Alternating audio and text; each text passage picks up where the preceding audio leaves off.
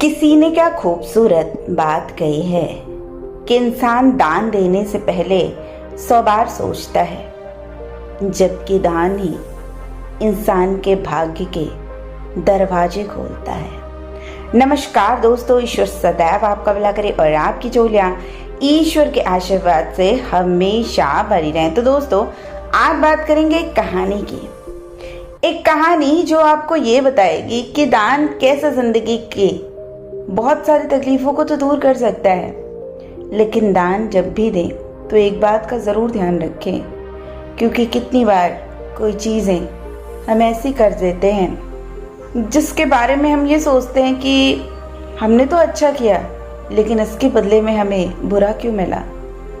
जीवन में सब कुछ एक निवेश की तरह होता है, जैसे कि प्यार, समय, साथ, खुशी, सम्मान, अपमान। जितना हम दूसरों को देते जाएंगे ना, समय आने पर एक दिन वो ब्याज सहित हमें जरूर मिलेगा।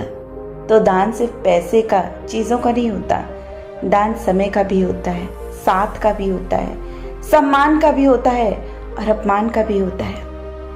कभी दुख के क्षणों में यदि आप अपने आप को अकेला पाओ तो एक बार आत्मनिरीक्षण अवश्य कर लेना। क्या जब आपके अपनों को, आपके समाज को आपकी जरूरत थी तो उन्हें क्या आपने अपना समय दिया था? क्या किसी के दुख में कभी सहभागी बन पाए थे? आपको अपने प्रति दूसरों के उदासीन व्यवहार का कारण खुद ही स्पष्ट हो जाएगा। क्या आपकी उपस्थिति कभी दूसरे के अकेलेपन को दूर करने का कारण बन पाई थी अथवा नहीं? आपको अपने एकाकी जीवन का कारण खुद समझ आ जाएगा। देवी द्रौपदी ने वसुदेव श्री कृष्ण को एक बार छोटे से चीर का दान किया था और आवश्यकता पड़ने पर विधि द्वारा वही चीर देवी द्रौपदी को साड़ियों के भंडार के रूप में लौटाया गया। देर से ही सही, लेकिन दिया हुआ ब्याज समेत वापस लौट कर आता है। तो चलिए एक कहानी से इस चीज को समझने का प्रयास करते हैं कि आप अपने दान को देते तो हैं, लेकिन कैसे दें कि वो आपकी जिंदगी में बदलाव ला दे। तो ये कहानी है एक नगर में एक रहने वाले संत की।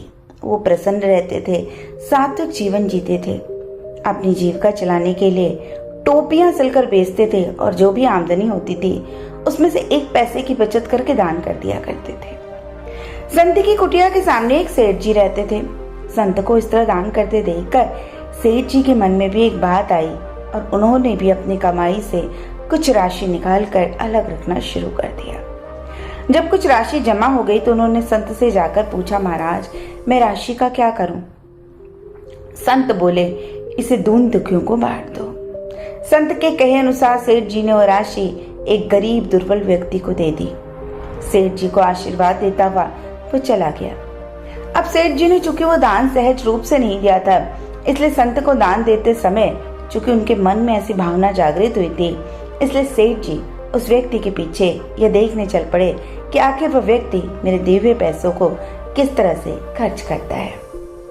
सेठ जी ने देखा कि उस व्यक्ति ने उन रुपयों को गलत वस्तुओं को खरीदने में खर्च किया। सेठ जी ने जब अपनी राशि का इस तरह से दुरुपयोग होते देखा तो बड़ी ग्लानि हुई। उन्होंने पूरी बात संत को आकर बताई। तब संत ने उन्हें अपनी आमदनी का 1 पैसा देकर कहा कि जाओ, इसे किसी आवश्यकता वाले को जो तुमसे मांगे उसे दे देना और कल अपनी बात का उत्तर लेकर आना। अब सेठ जी ने वो पैसा एक भिक्षा मांग रहे व्यक्ति को दे दिया और परिणाम जानने के लिए वो उत्सुकता से उसके पीछे चल दिए। उन्होंने देखा कि उस व्यक्ति ने अपनी झोली में एक चिड़िया को बंद कर रखा था, लेकिन उस व्यक्ति ने तभी अपनी झोली को खोला, एक चिड़िया निकाली और खुले आसमान में छोड़ दिया और उस 1 पैसे से चने खरीद कर लाया और उसे खाकर अपना पेट भर लिया। अब सेठ से रहा नहीं गया। आगे बढ़कर उन्होंने उस भिखारी को रोका और पूछा, तुमने ऐसा क्यों किया? तो भिखारी बोला, मैं भूखा था, आज कुछ भिक्षा न पाकर मैं एक चिड़िया पकड़ के ले आया था कि इसे भून कर खा लूंगा, लेकिन जब आपने मुझे 1 पैसे दे दिए तो मैंने सोचा कि क्यों मैं इसकी हत्या करूं।